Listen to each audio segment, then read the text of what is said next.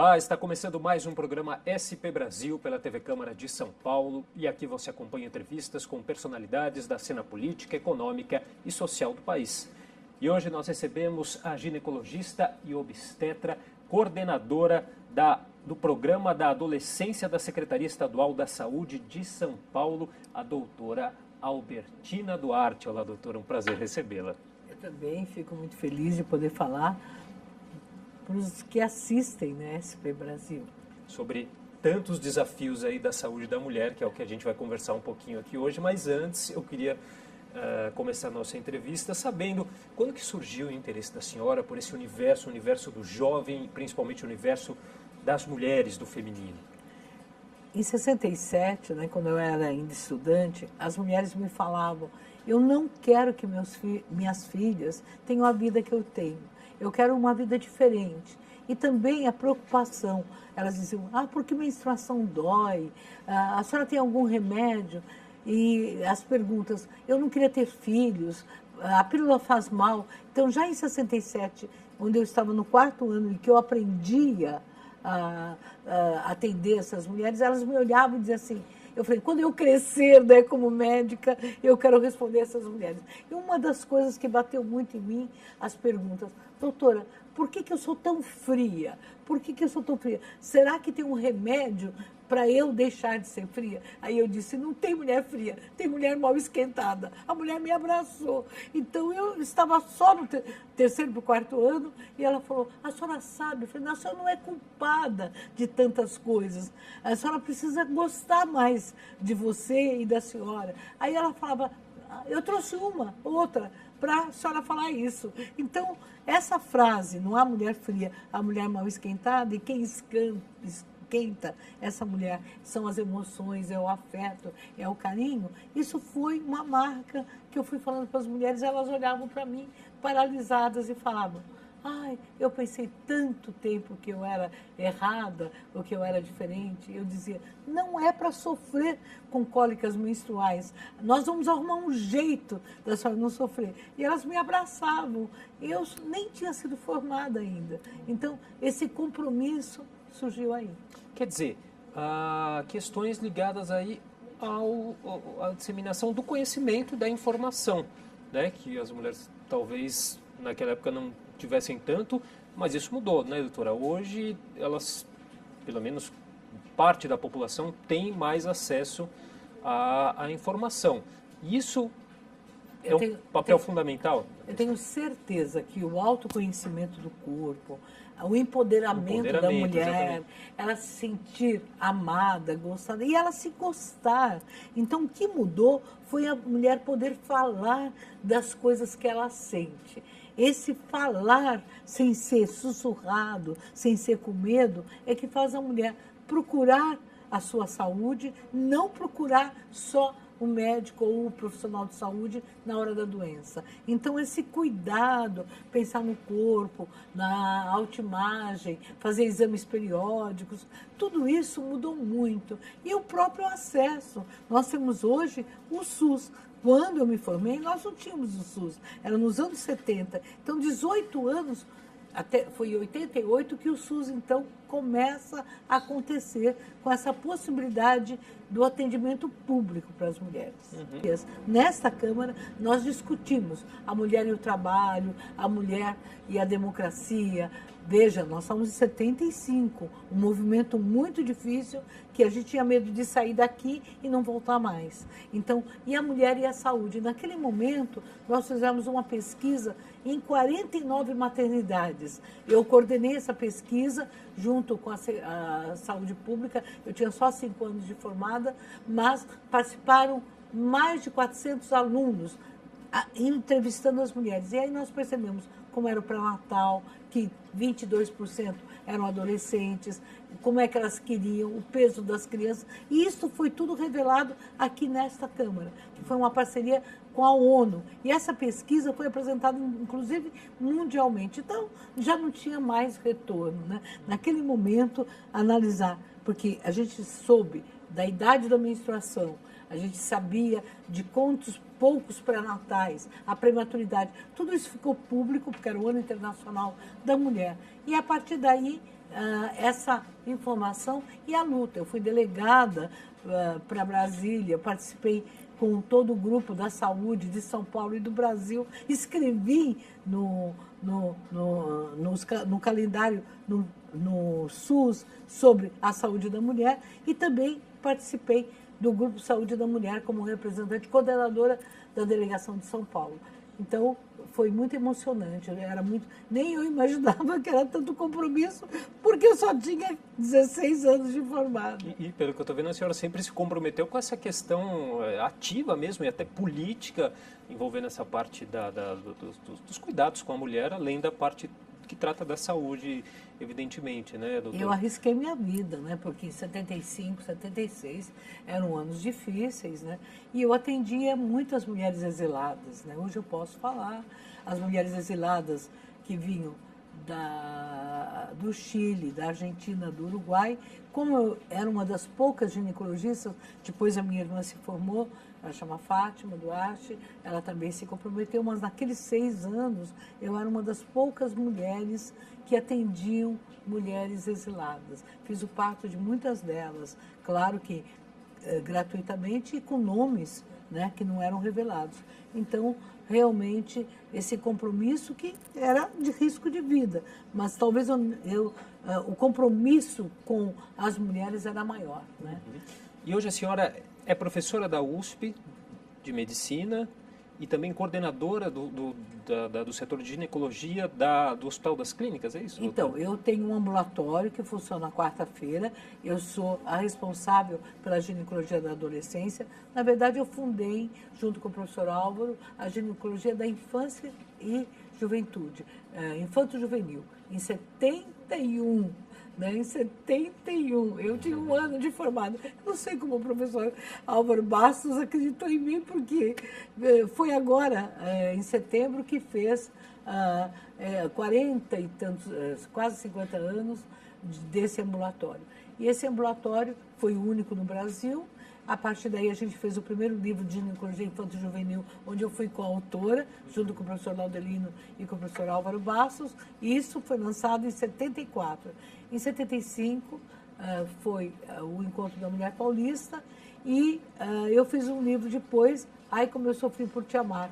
E em 93, foi fundado o setor Ginecologia da Adolescência, que só pegava, então, de 10 a 20 anos.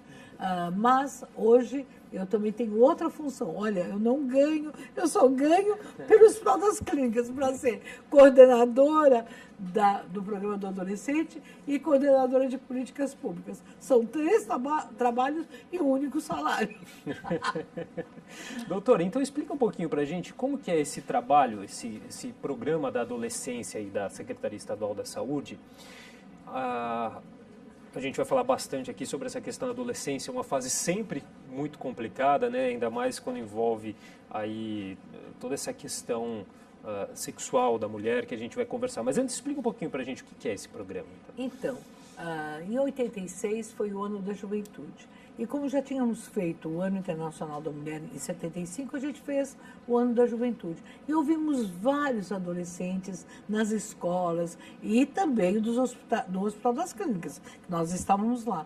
E o que os adolescentes queriam? Eles queriam um espaço especial, que não fosse com adultos. E a gente já tinha o programa da menina adolescente. E aí a ideia foi reunir todos os profissionais, pediatras, psicólogos, assistentes sociais e entender quais eram os desafios. Então, durante 3 dias, no Centro de Convenções Rebouças, nós fizemos um encontro que juntou 1.100 pessoas. Eu sei dos números porque estão dentro do meu coração, cada uma pessoa.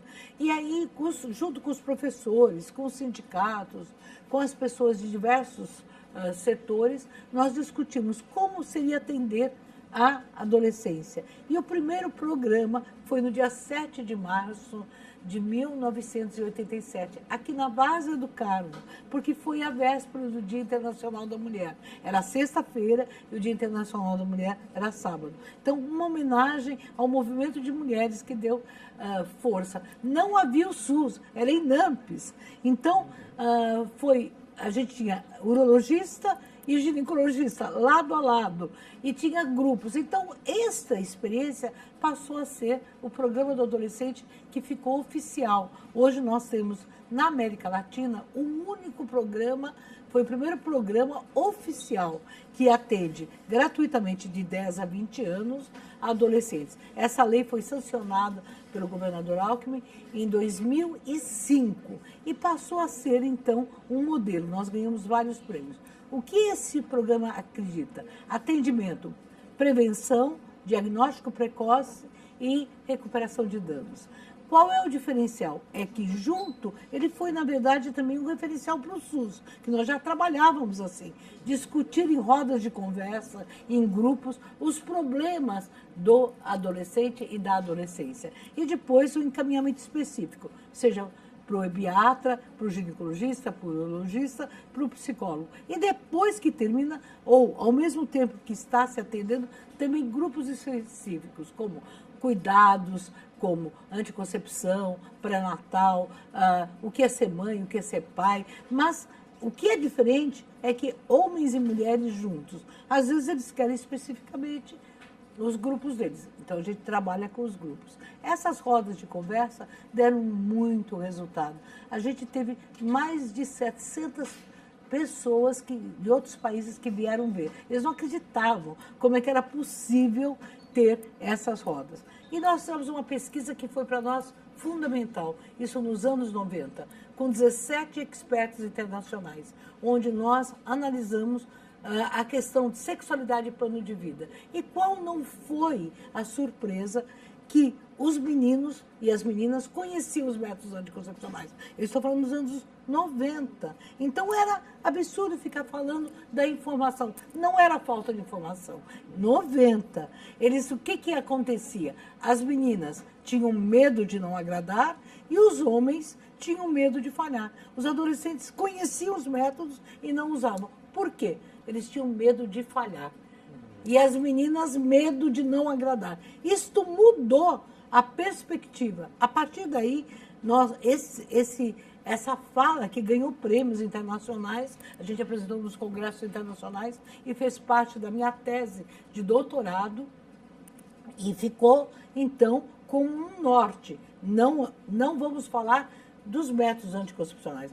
Falaremos, sim, da sexualidade e plano de vida, do autoconhecimento e do cotidiano dos adolescentes. E nós vamos falar mais sobre isso daqui a pouquinho no nosso próximo bloco. O programa SP Brasil volta já.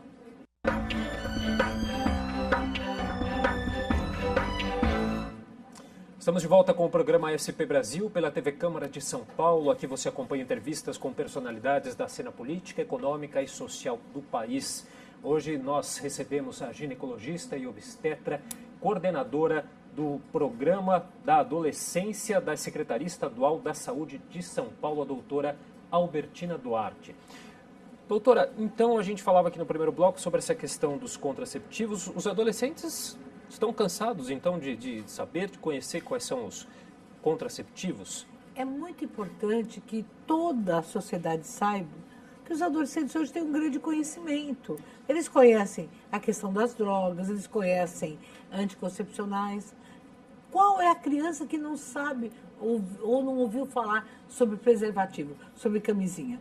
O mais importante é entender que eles não precisam de tanto conhecimento como enciclopédia para mudar a atitude. O que muda a atitude não é eles lerem a bula do remédio, é eles terem uma aderência, ter um compromisso com o seu autocuidado.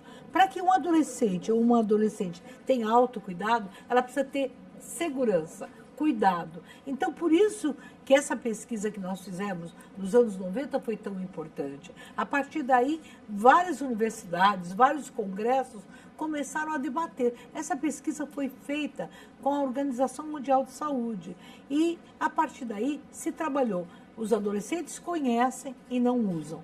O desafio era mudar o comportamento.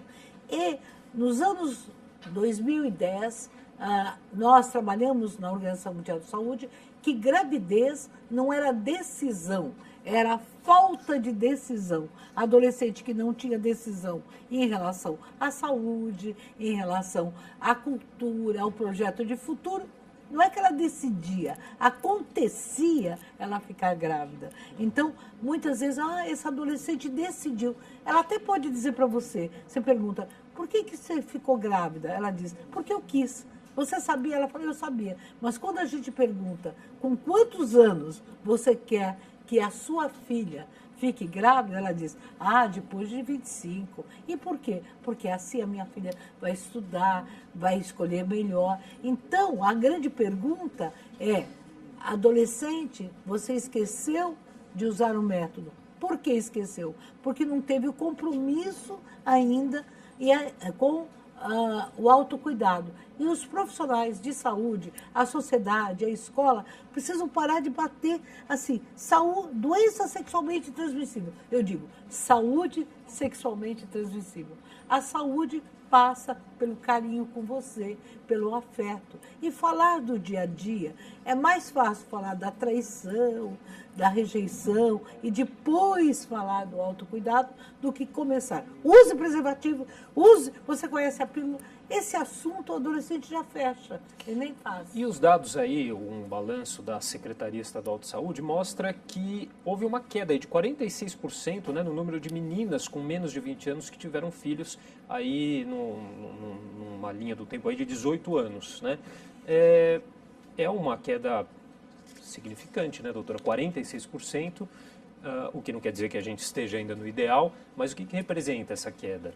Representa que, então, a partir de 98, que é a linha do tempo, nós fizemos a pesquisa e assumimos um compromisso com a Organização Pan-Americana de Saúde e com a Organização Mundial de Saúde, de parar de falar de anticoncepção, mas falar dessa sexualidade, plano de vida, do dia a dia. E o que nós percebemos? Que de 148 mil adolescentes que engravidaram, que deram à luz em 98, nós passamos para 79 mil. Essa queda é a maior queda da América Latina, inclusive dos Estados Unidos. Porque os outros países conseguiram em 20 anos, os Estados Unidos conseguiram em 20 anos 30%, investindo uma grande quantidade de profissionais, de recursos. Então, nós capacitando os profissionais, para que os profissionais não culpassem os adolescentes, mas insistir nessas rodas de conversa, nesses grupos, porque o adolescente tem uma tendência grupal.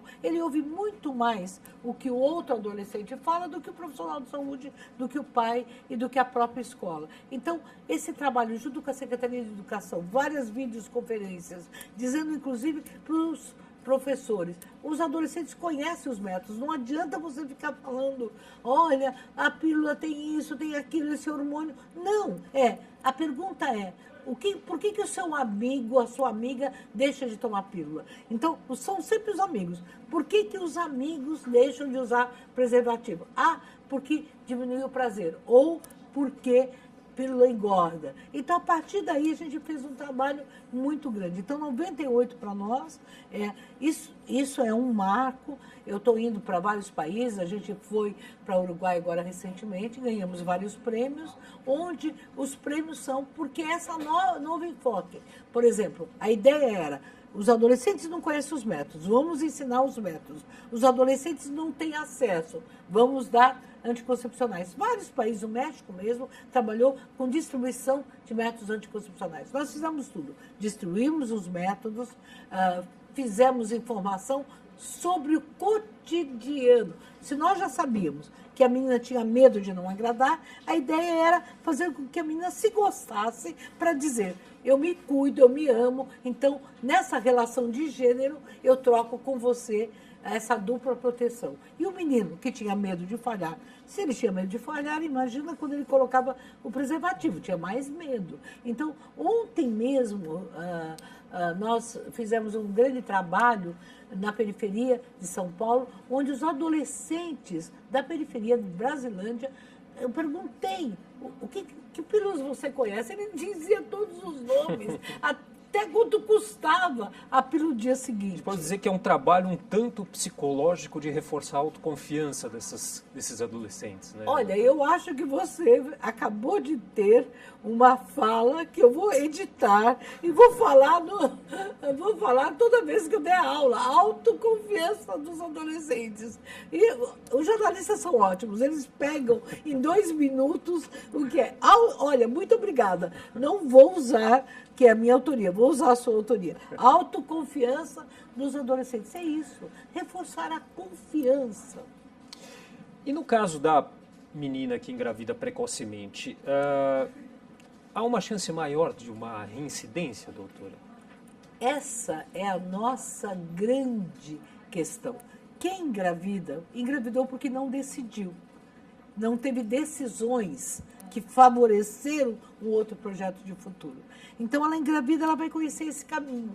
Então, fica mais difícil prevenir a segunda gravidez do que a primeira. E os pais e a escola pensam, essa menina aprendeu a lição. Não, ela não aprendeu a lição. Ela volta a engravidar.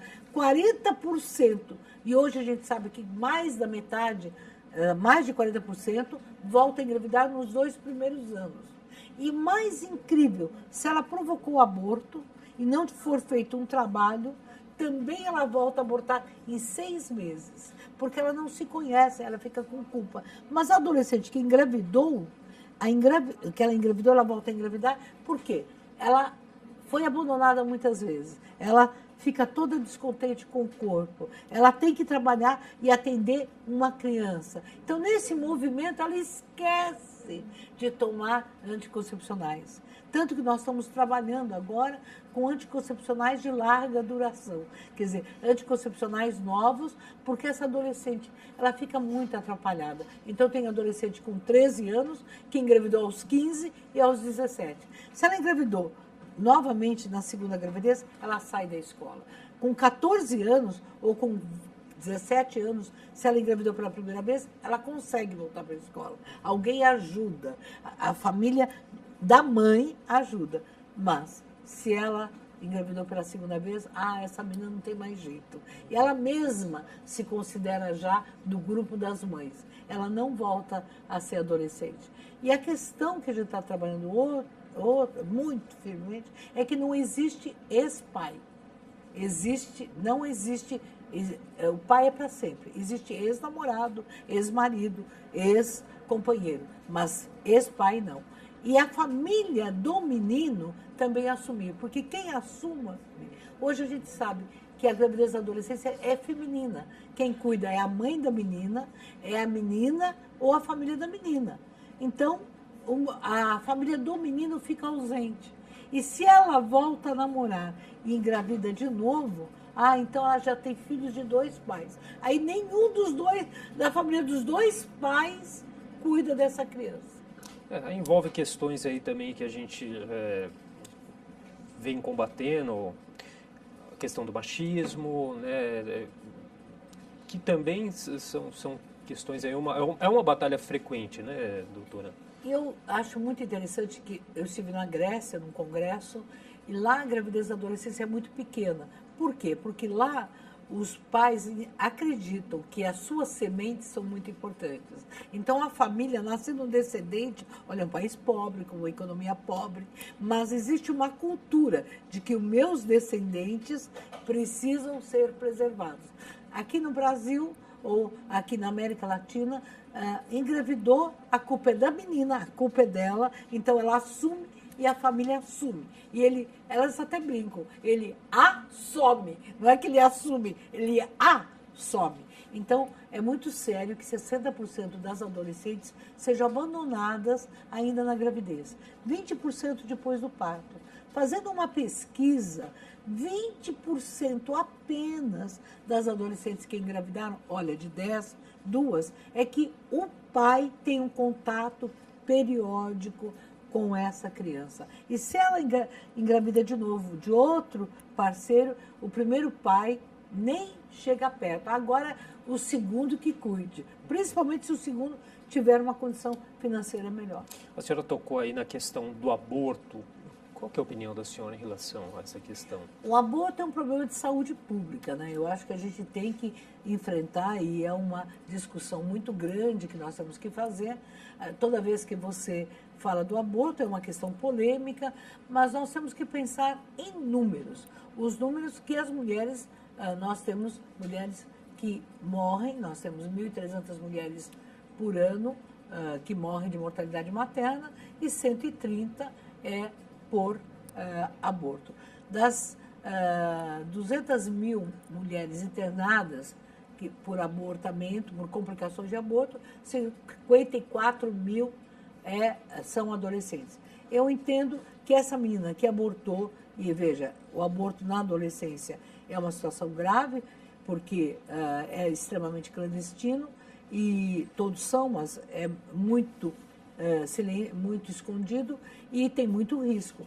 Então, essas meninas ficam muito vulneráveis. Então, é preciso discutir essas mulheres, como elas ficam, como é que as adolescentes, como é que elas ficam tão atrapalhadas que elas voltam a engravidar, um pouco para repor. Então, minha opinião é que esse problema precisa ser discutido na sociedade, sem lados, crime ou não crime. Não, é um problema, morrem cento e tantas mulheres. O que é que nós vamos fazer para que essas mulheres... A minha opinião é que eu gostaria que nenhuma mulher precisasse abortar. Mas eu sou médica, então uma que abortou... Não precisasse chegar a esse ponto, né? Então eu acho que a gente... nenhuma mulher precisasse abortar. Mas aquela que abortou, ela precisa, no mínimo, ter alguém com quem ela fale, porque ela fica muito machucada. São muito poucas aquelas que falam, eu decidi e eu vou, então, assumir e em condições seguras eu vou abortar. A maior parte aborta em condições inseguras e com muita dificuldade. Ok, bom, a gente vai fazer mais um rápido intervalo, daqui a pouco nós voltamos com o programa SP Brasil. Até já.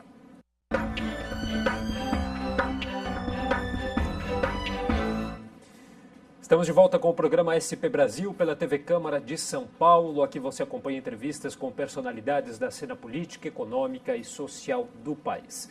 Hoje nós recebemos aqui a ginecologista e obstetra, coordenadora do Programa da Adolescência da Secretaria Estadual da Saúde de São Paulo, a doutora Albertina Duarte. Doutora, o diálogo sobre sexo entre pais e filhos, que é sempre tabu, continua sendo um assunto difícil e importantíssimo? O diálogo, ele é muito difícil. Acho que o Barack Obama, que esteve aqui, disse que dialogar é falar com os diferentes, né? Então, dialogar não é impor a minha fala. Dialogar é ouvir. Então, não é o diálogo que é difícil, é o ouvir que é difícil. Então, a minha proposta como mãe, como avó, é perguntar sempre o que você sente. E esse adolescente não vai querer, muitas vezes, falar com você o que ele sente, mas dizer, eu sinto muito amor por você. O diálogo é com os olhos, o diálogo é com os abraços, é olhando nos olhos e dizendo, filha, filho, eu te amo, eu estou aqui. A hora que você quiser, você fala comigo, mas eu estou sentindo que você está diferente, eu estou sentindo que você está triste, eu estou sentindo que você está alegre, porque pai e mãe sabem sentir, é só olhar. Então, o grande diálogo é com os olhos. Agora, numa situação de gravidez precoce, como a gente vem tratando, vem falando, a maneira como é encarada varia muito também conforme a condição, a classe social da pessoa, né, doutora? Olha, isso influencia. O que não adianta no diálogo é dizer por que aconteceu? Já aconteceu. Então, uma das coisas importantes que eu sempre digo, engravidando, não adianta fazer sermão. Naquele momento, é acolher essa adolescente. Porque o namorado, o parceiro, nunca está acolhendo. Então, e também ela não vai contar. Então, uma das coisas, filha, eu estou aqui. Nós vamos cuidar de você para que nada aconteça. E está ali firme.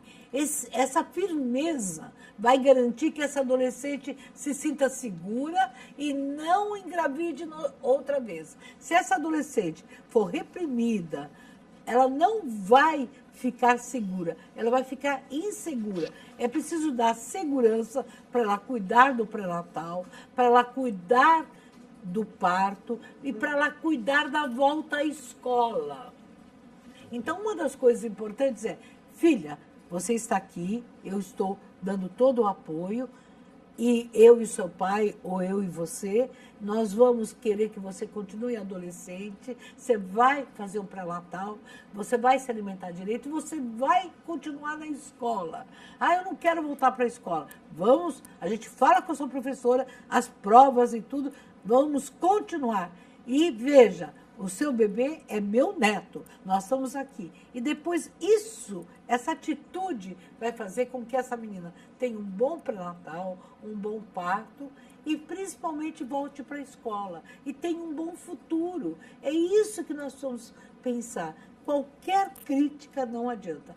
Atenção, morrem 228 adolescentes por ano no Brasil. É quase um adolescente por dia. Quer dizer, nós ficamos tão abismados com aquele metralhador, né, que metralhou 58 pessoas, quer dizer, só que morrem 228. São quantos crimes? 4 crimes daqueles que são o equivalente a 4 crimes que nós vamos ter no Brasil. São Paulo teve uma grande felicidade, que nenhuma menina de 10 a 14 anos morreu, 0 morte.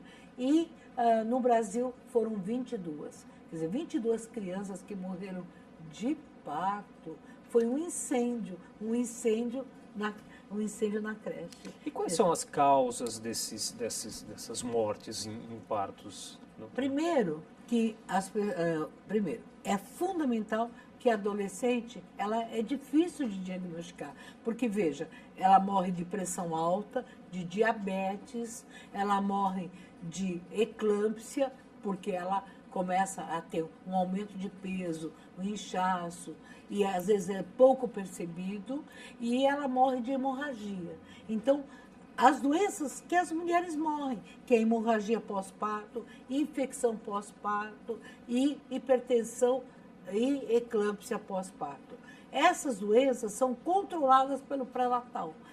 Agora, o mais importante é que os seus bebês também podem morrer, porque a prematuridade é muito grande. Então, imagina uma adolescente que passou por todo esse estresse e depois o seu bebê morreu. Ela fica completamente sem chão. Então, muitas vezes ela fala, eu não queria ter o filho, mas aí o bebê morre. Então, uma confusão emocional. Mas também eu tenho agora que fazer um alerta para mulheres que, às vezes, adolescentes que não querem comer, porque elas não querem engordar, ficam tristes, deprimidas, e aí anemia que provoca muitas outras situações. Então, essas causas podem ser evitadas com pré-natal, que muitas vezes começa muito tarde.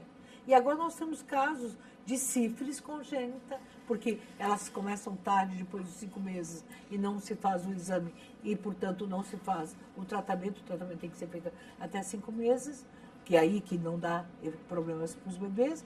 Temos casos de AIDS com adolescentes. Então, todos esses problemas, eles têm que ser acompanhados. Mas a maior parte é o pré-natal adequado, o tratamento adequado. Gravidez na adolescência é de risco, mas o maior risco é o risco social e psicológico. Se nós fizermos o pré-natal adequado, não vai haver risco.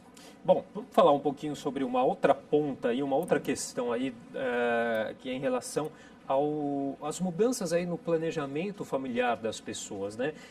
Algumas pesquisas mostram aí que mais casais hoje em dia optam por não ter filhos, né? Há 6 anos, casais brasileiros sem filhos constituem 27% do total, hoje já são 31%, são mais de 14 milhões de casais.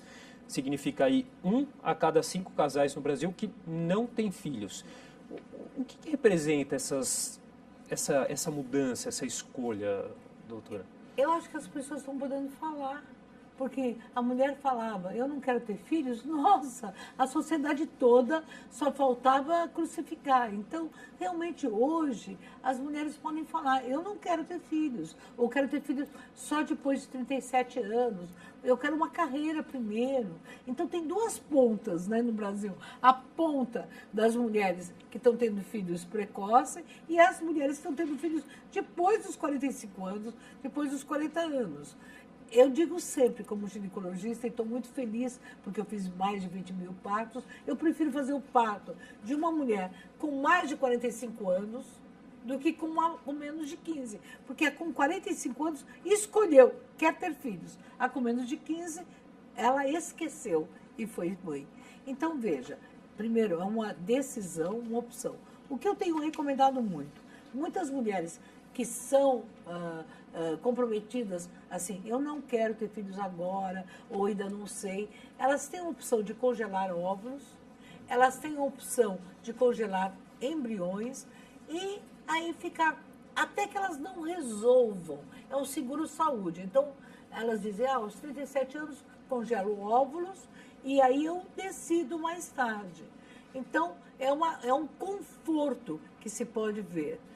Outras mulheres, elas não têm essa opção, porque é uma opção cara, mas elas podem discutir. Então, a grande discussão é, por que eu não quero ter filhos? Por que eu não quero? Às vezes, essa decisão também pode ser agora, e mais para frente, querer.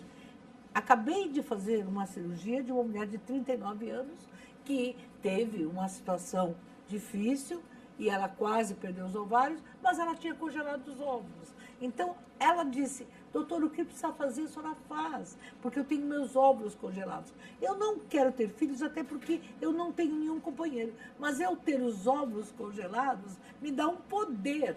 Então, olha, a ciência é a favor das pessoas. Hoje, uma mulher que tiver filhos com 40 anos, tem ultrassom, isso no SUS, ultrassom das 12 semanas para ver se o bebê tem problemas, das 20 semanas. Então, ela tem uma segurança muito grande de garantias se aquele bebê está perfeito.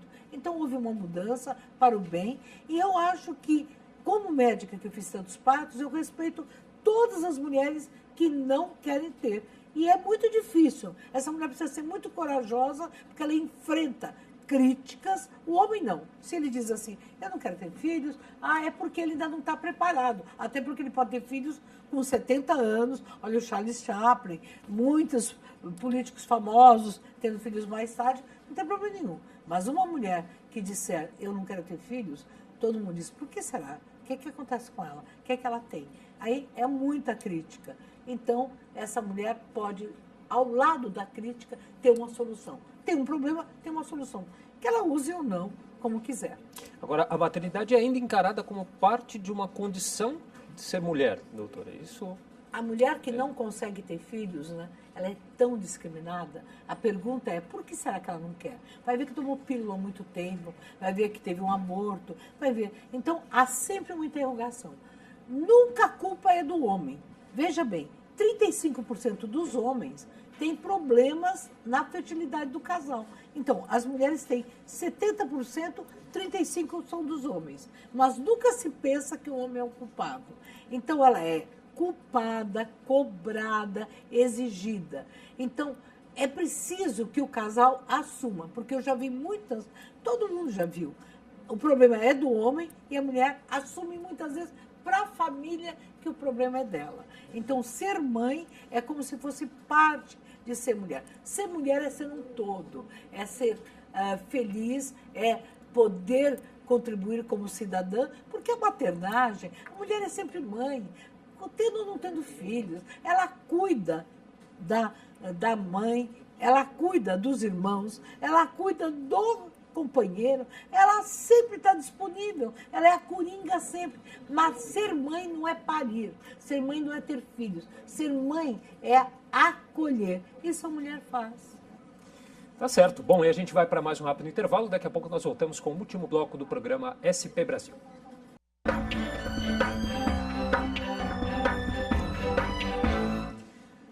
Estamos de volta com o programa SP Brasil pela TV Câmara de São Paulo, onde você acompanha entrevistas com personalidades da cena política, econômica e social do país. Hoje nós estamos recebendo aqui a ginecologista e obstetra, que é coordenadora do Programa da Adolescência da Secretaria Estadual da Saúde de São Paulo, a doutora Albertina Duarte.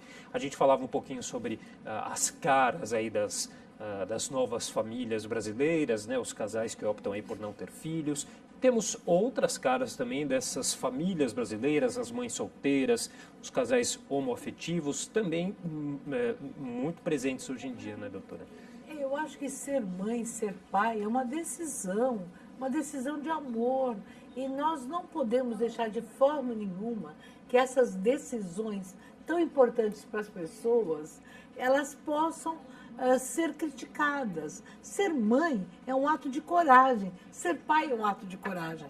Tantas pessoas que são pais e mães não se dedicam a essa maternidade, como é que nós vamos criticar as pessoas? As mães que adotam, as mães que acolhem, né? Então, realmente, eu acho que nós precisamos discutir também, porque os jovens já estão conhecendo as novas famílias. Inclusive, discutir casais homoafetivos que quiserem ter filhos. Eu acho que é fundamental que essa nova discussão, a discussão não é posso ou não ser mãe, é como ser ou não ser mãe, como ser ou não ser pai. Acho que é esse o nosso papel, não de juiz nem de crítica. Bom, tem um outro caso aí, uma outra questão que a gente não falou, mas que é um grave problema aí também, acho que de segurança, de saúde pública, que é o caso de estupro, né? Com que frequência a senhora atende casos de estupros? Muito forte essa pergunta e realmente, veja, a cada adolescente que a gente atende no Hospital das Clínicas, que nós atendemos, vamos dizer, se atendemos 200 adolescentes, 10% são casos de abuso ou que foram estupradas. O abuso sexual está frequente em 10 a 15%. A denúncia não chega a 2%. Então, nós temos no Brasil um estupro a cada 11 minutos, que isso já foi falado pela OAB. Mas nós sabemos que na adolescência, esses casos de abuso vão aparecer com 13, 14 anos. São adolescentes que foram abusadas durante toda a infância e quando elas começam a namorar, elas descobrem outra forma de carinho. A sociedade precisa estar presente para olhar, né, com muita tranquilidade e acolher. Os psicólogos, eles precisam, porque isso dói na alma. A mulher que foi violentada, ela não teve uma dor física, ela tem dor na alma. E os meninos, porque os meninos têm muito mais problema para denunciar. Os adolescentes que nós atendemos, nós temos certeza que se as meninas em 10 a 15% falam, os meninos não falam nem em 2%, porque eles têm medo da crítica. Uma coisa importante, muitas dessas meninas, veja, nós temos durante 30 anos do programa adolescente que nós estamos trabalhando, essas meninas têm mais dificuldade para engravidar. Eu não estou dizendo que quem não engravida é porque foi abusada. Eu disse, essas meninas que foram abusadas têm mais dificuldade de engravidar na vida adulta, têm mais cólicas menstruais, têm dores abdominais, pélvicas, dores no corpo, são as dores de alma que mostram, tem muitas vezes dor de cabeça sem nenhuma causa, muito mais dor para menstruar, e elas também têm muitas vezes dificuldade de ter relações, porque fecha o corpo, chora o corpo. Então, o estupro, ele é a violência, ela dói na alma. É preciso que as mulheres tenham coragem de falar, porque esse pacto do silêncio, inclusive com a família, porque a adolescente é muitas vezes abusada pelo padrasto e pelo pai, ou por pessoas da família, e elas têm medo. Muitas mães não acreditam, principalmente se é o padrasto, às vezes se é o pai. Então as meninas falam, eu não posso falar, a minha mãe duvida de mim. Ou então a minha mãe diz que eu que dei corda. Olha só. Então, as adolescentes e os adolescentes abusados são vítimas, isso é uma violência, é um problema social no mundo, mas no Brasil é preciso que se tenha essa consciência e esse acolhimento. dói na minha alma. Mas como elas têm muita confiança, às vezes eu estou entrando no Hospital das Clínicas e digo, doutora, posso falar? Sabe aquilo que eu ouvi na outra semana? Eu agora tenho coragem de falar. É preciso abrir canais de alerta na escola, na sociedade e na família. E a gente teve recentemente aí até um levantamento mostrando aí o perfil da vida sexual do brasileiro, o que mostra aí que a gente é uma sociedade ainda muito conservadora, né, doutor? E isso, de fato, influencia em toda a questão sexual e de saúde, né? Há muitas mulheres que hoje têm dificuldade de ter orgasmo, elas tiveram no passado abusos sexuais, porque o abuso não é penetração. A penetração é uma parte. O abuso é olhar, tocar, mexer, né? Então as crianças precisam aprender, meu corpo é meu, ninguém toca no meu corpo se eu não quiser. E eu também não toco no corpo de ninguém, se a pessoa não permitir. Esse é o meu corpo. O meu corpo é privado, ele não é público. Então é preciso que nós passamos a discutir cada vez mais com os adolescentes. E a sexualidade, ela começa no berçário. Ela não começa com 2 anos, porque com 2, 3 anos a criança já sabe que é menino ou menina. Então, falar de sexualidade não aumenta a sexualidade. Falar de violência não aumenta a violência. E o estupro é o único crime que quem é culpado é a vítima. Veja, se você tem um assalto, você chama a polícia e todo mundo acredita que você foi assaltado. Se você é estuprada, você tem que provar que foi estuprado. Quer dizer, o bandido está aí e você ainda tem que falar, é verdade, olha aí, prova. Quer dizer, o criminoso foge e a vítima tem que provar. Então, isso mostra que conservadorismo e que violência é. É preciso que a gente tenha muito mais espaços. Como coordenadora da mulher, e eu estou numa casa pública, eu gostaria que várias delegacias 24 horas pudessem existir, porque os abusos acontecem muito sábado e domingo, acontecem muito à noite, então é preciso cada vez mais que haja preparo. Nos postos de saúde, quando uma mulher chegar e falar, ou um homem, eu fui abusada, ele ser acolhido. E nas delegacias, ninguém diga, essa roupa. Porque, veja, se eu vejo você de bermuda, isso não me permite tocar em você. Eu ando como eu quiser.